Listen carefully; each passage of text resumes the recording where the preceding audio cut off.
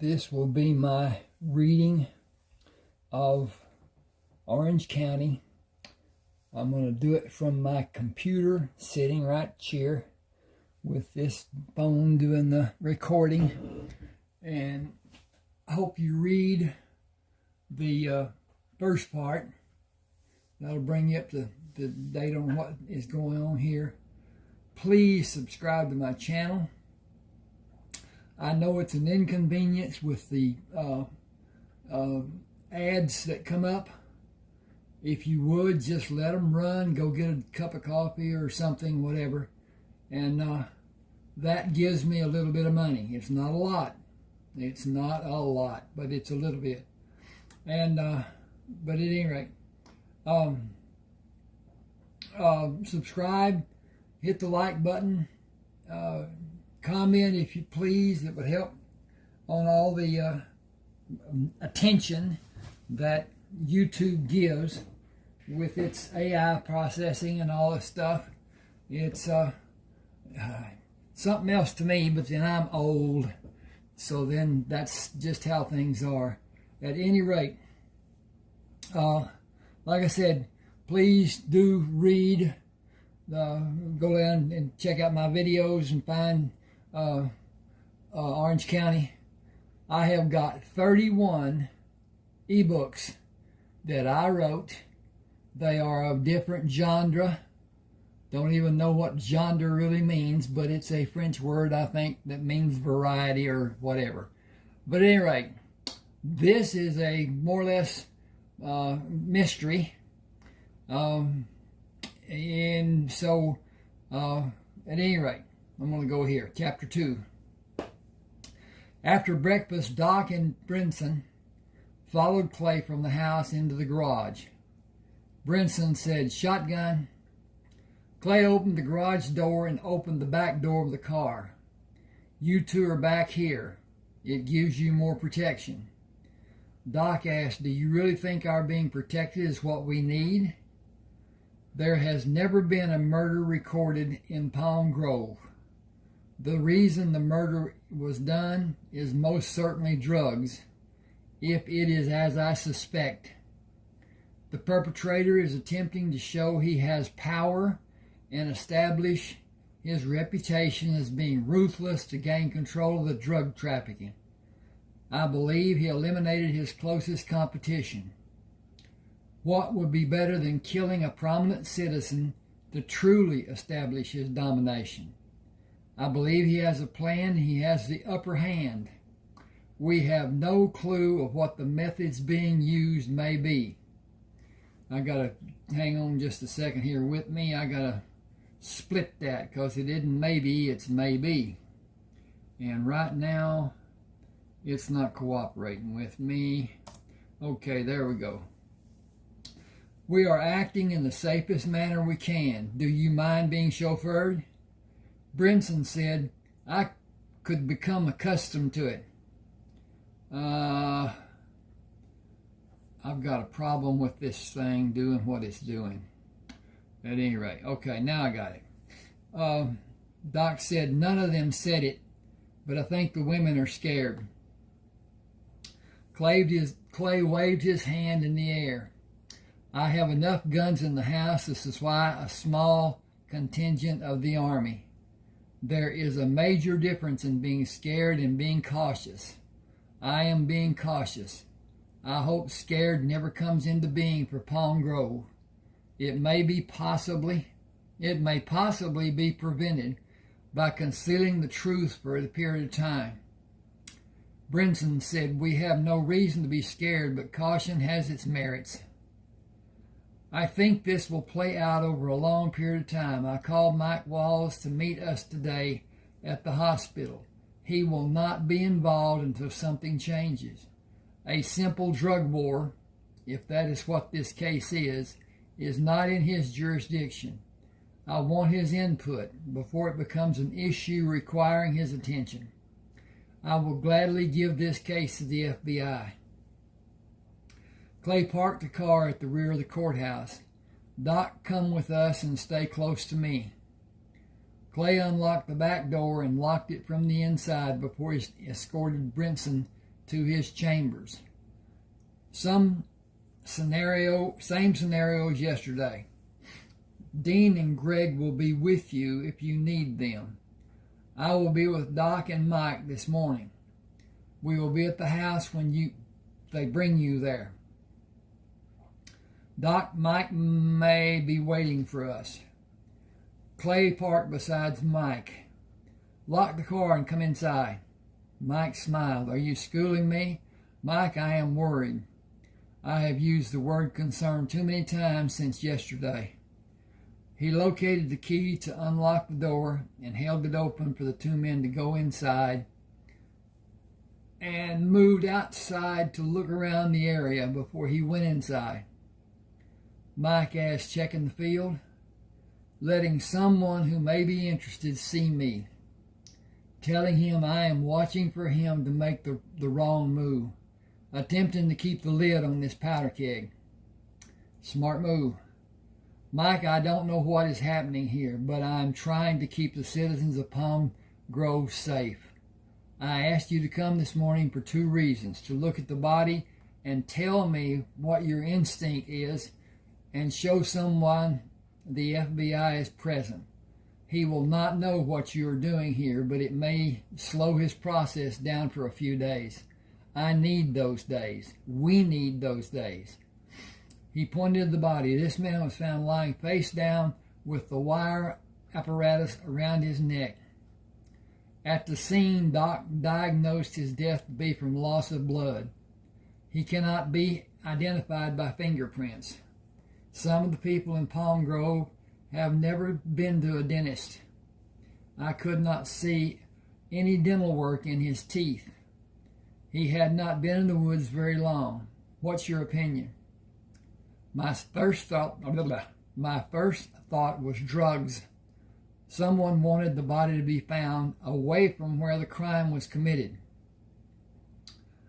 That should not be. Anyway, the knowledge of it being done will advance the killer's stature among the drug people. A drug war is being waged if that is true. My second thought was someone was doing something somewhere that he should not have been doing and was caught. Third would be the usual jealous lover's revenge. Fourth would be a contract killing. Fifth is a mentally disturbed murderer. A psychopathic murderer will do it randomly. The elements in this case seem to be chosen to broadcast that a greater power has arrived in Palm Grove. It has happened so many times. I'm going to go back up here and fix this and do that, dink, and then hit this page turner over here. So many times in Mexico and South America, always with a pattern. I am interested to see how it plays out if it continues. Clay said the fingers being removed is not the act of a mentally deranged person or a jealous lover. It brings my thinking back to drugs. That would be logical, but how much logic is the question? You are powerless to do anything to prevent another death except protect as many people as possible. You are not involved in a chess match. You are outside the world this happened in, and you are looking in from the fringe. If it is drug-related, the pattern has been that one side marks a move and the other responds until the stronger faction is established. The characters involved are not usually interested in people who are not involved directly. Keep your people away from the areas where you know drug dealings are being done. Criminals aren't always deprived human beings. Some are college educated, even professionals, and they may be respected in the community. The lure of quick riches can be as addictive as any drug that might be sold. Be careful who you trust. My dad used to tell me to keep my friends close and my enemies closer, and don't give my full trust to either one. You never know what someone may do when you aren't looking. Clay walked outside with Mike. Thank you for coming. I meant what I said about trusting too easily. The very person you may be trusting most could be the one you should trust least. Got to flip the page. I'll follow your admonition. Mike said, our normal work is enjoyable, but every now and then we deal with horrible acts done by misguided people. Protect yourself and your people while you're protecting the community. See you later. Got to do this again. It says that shouldn't be there, so I'll put it not be there. I'll call you about poker night. Clay watched Mike drive away and surveyed the area before he went back inside. Phew. Okay. Hang just a second, please. Okay. Now, finding a magazine, he read while waiting for Doc to finish the autopsy. Doc came into the room. I'm ready to do the documentation. Come with me to get coffee after I lock up. This is nasty business. Whoever did this had military training.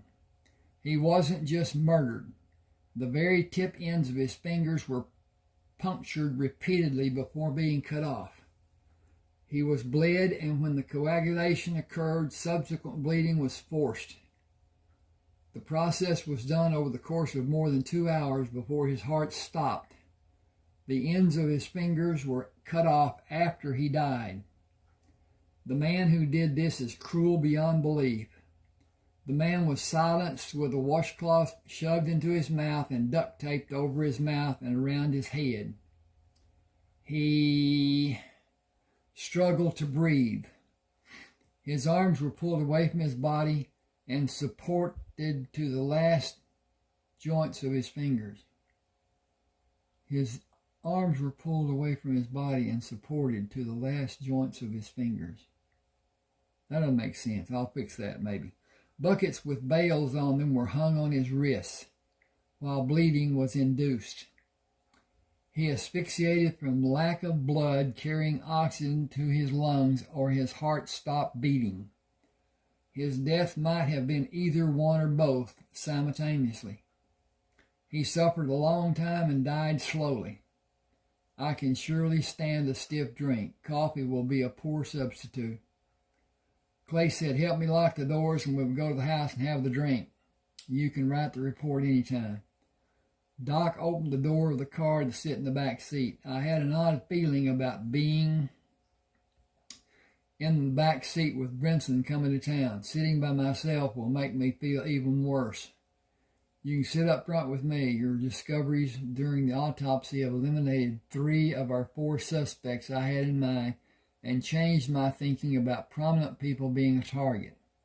The man who did the things you discovered is no junkie trying to gain control of the drug trafficking in this city, but the surrounding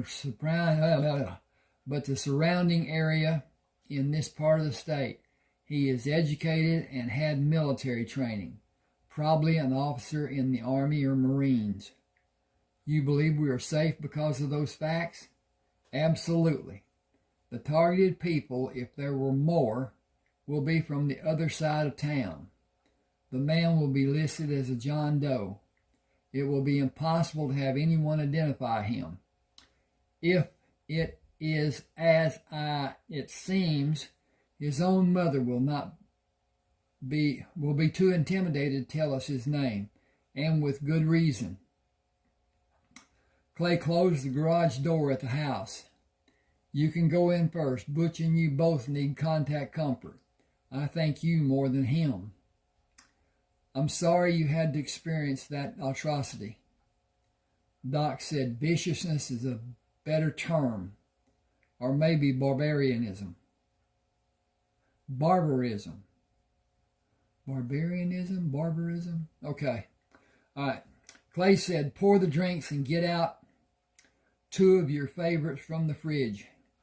I'll see if Pam and Tony want to come down. He took the steps 2 at a time up to the 3rd floor and motioned to Tony as he backed away from the door.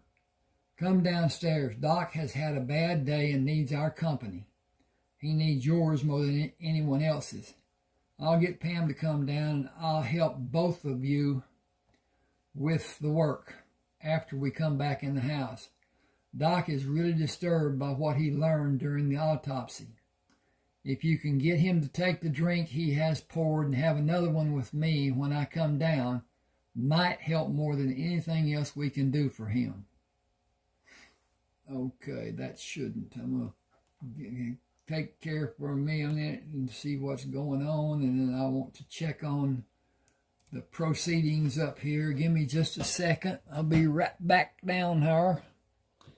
And this is, okay, I don't know why it's looking at that. I think it's going to shut off at 45:23. We'll see. If we can get him to blah, blah, blah, blah. Tony Grand, maybe more than you can do for him. She lightly punched him on his chest and bounded down the stairs. I'm coming down, Butch. He took the steps 2 at a time, going upstairs to talk to Pam and Bernice. How much work do we have? Oh, you can't kiss a girl hello? He bent to kiss her. I am concerned about Doc. Can you both come downstairs and go outside for a few minutes? These won't take long to do later. He is really upset. Tony is with him in the kitchen. Pam said, then we need to work a bit longer. She is what he needs more than he needs us. He poured us drinks. He may wait for me. If I came down to be alone with you, would you care about drinks? He grinned. We should work a little longer or 2 bits longer. Pam said 30 minutes might not be long. I wrote this and I enjoy it. I got to change the page here with this flipper. Bernice said, you both know I'm here, don't you? Pam smiled. Are your ears burning? No, Brinson is not here to be with me. I'll be the fifth wheel. It's not a date. We're going outside for a break and let the tension subside for Doc. Bernice lowered her head over the draft table. It was probably already subsided. It has probably already subsided. Someone is helping to build it again, knowing Tony as I do and as you do. Pam asked, jealous? Bernice held her finger and thumb wide apart, about that much.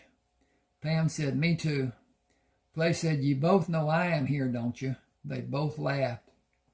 Almost an hour later, Pam said, we will go down slowly and be noisy going down the last flight. Clay stopped them. Let me look at your work before you go down. Pam said, you are so bad. 10 minutes more is all they get. Pam and Bernice stomped on the last 8 steps before Pam called Butch. We're coming down, Butch. Come see us. Doc's face was flushed, and Tony busied herself pouring drinks for him and Clay. Bernice smiled at Pam while they petted Butch. Come, Butch, we'll go outside. You will not go in the water. There is no time for you to swim today. She put her hand under his jaw and pulled his head up to look at her. No water, and don't look at me with those liquid eyes. No water. You can run to your heart's content, but no water. Bernice, Pam, and Tony followed Butch outside. Bernice held the scruff of his hair above his shoulders. Come with us. The 3 of them laughed and sat with their feet up in the chairs. Clay took the glass from the countertop. Better? Doc smiled. Bottoms up. Clay asked, relieved? Doc held the glass up to look at the amber fluid. Oh, yeah. I'm taking 2 of my favorites out to the beach. You're working, so you can only have 1. I've done some of my best work when I was drunker than a hoot owl. Doc placed the cans on the countertop. I have seen almost every form of death a man will ever know. When I was just beginning to build my practice, a woman brought a man who was making adjustments to his television antenna, fell and drove a screwdriver into his forehead an inch above his nose. He said he did not feel the pain until after she got him in the car to come to the clinic. She did not trust the young doctors at the emergency room in the hospital, so she brought him to me. Nothing could be done for him. Removing the screwdriver would have surely killed him. He died that night peacefully in his bed at home. He shook his head. This man today was the worst I've ever experienced. I know what the man endured. The rebuilding of the scene in my mind is as if I stood nearby and watched his torture. The indications on his body read like a book with pictures and no words. The man who did these things to him is a beast. He is the lowest form of life on this planet. But even he does not deserve to be tortured as the man in the morgue was. Clay said, I saw worse done to others while I was in the Marines. Doc looked at him with squinted eyes. You served in the Marines? I was called a 90-day wonder because I enrolled in the Reserve Officer Training Corps and received an early commission to serve in Korea when my unit was called up. An exorbitant number of officers were killed in that awful mess. Some were killed by their own men when he followed his orders and ordered the men to take a position that seemed to be impossible to be done, and the men took the lower road rather than die. Not a single man was court-martialed for those murders. I learned how to cover my ass. A live grade gives plenty of incentives. Every low-ranking officer who came back from a mission went to another company each time. They were never assigned to their previous duty. I was there 19 months, finished active duty in 24 months, and did mostly night classes to get my degree. The closest reserve unit was farther than the 50-mile limit. So I was honorably discharged. I lobbed a grenade once. Was anyone killed? Clay smiled. The explosives were missing. I had one drilled to use if it was needed. Every one of them followed my orders after I pitched it into their position. They never looked back to see where I was for fear of another grenade being thrown by a crazy man. I thought I lost it that one time that I used it, but someone stepped on it and pushed it into soft ground. I never took them in through a rice paddy. We went around. Everyone knew a firefight was waiting on the other side of that paddy. We came in behind those who were waiting. We were victorious in every single time, and we followed orders somewhat. Being transferred out was also a big help for me. Would you have been a target after the mission was over? Clay smiled. Accidents happened all the time in a war zone. Pardon me, in a theater of operation. Accidents are never versed to have been accidents. They are products of friendly fire. I have not and never will tell another soul about my combat service of the 2 years as a drill instructor. He went to the fridge and got another beer. Bring your drinks. We have work to be done later. How good is your drawing? I've always been terrible at art. You would have enjoyed seeing my detailed drawings in anatomy class. I made the grade, but it looked worse than the signatures I tried to pen. I could not master the scribble they tried to teach. I could do it, but I could not read it. How will I tell someone what I wrote if I'm not able to read it? Clay held the door for Doc. Your experiences in med school were probably designed by someone sitting behind a desk in the Pentagon. Doc called Butch. Look at the graceful movements he has, effortless and fluid in his movements, and he is always happy to see us. Clay pointed to the chaise lounge chairs. Look at that sight. As Mother would say, oops, what we got here. Okay. Mr. Okay, she don't like the quote marks, all right. Clay pointed to the chaise lounge chairs. Look at that sight. As Mother would say, Mr. and Miss Dam are here, and they brought all the damn children. The whole damn family is here. Got to take that quote off, too. Okay, give me a second here. I got to look at this again. It's a wonder for me. When did all the girls come outside? Doc blushed. While you were upstairs. Do you have a confession to make? He grinned. They were loud coming down the stairs, like Bernice was. Clay clapped Doc on his back. See, so no surprises. Oh yeah, there were surprises. I'm not as young as I once was. Are you as good as you once were? With Tony, I'm better than once I was. Experience is the best teacher. Clay said a man can never get enough experience. Doc said I missed a lot with my practice. It is too late for regrets, but I have a preference point now. I guess all things are done when it is their time. I have amassed a lot, too. The rest of my life will be lived in comfort. I am anticipating the house being finished. It will be a huge first for me. You've had a house. Hang on just a second. I'm going to look at this, and I may be going to go off. Yes, I am. Well, I'm going to go on a little bit. Go on just a little bit further. This is not all of chapter 2 that I've gotten to. Okay. He says you had a house, not with a partner. I do have a house. With Tony, I will have a home. We plan to have children. It is late in my life, but it will be a joy beyond measure for both of us. Butch moved to sit between Doc's legs when he sat on the last lounge chair facing Clay. He seems to always want contact with one of us. He is odd in that regard.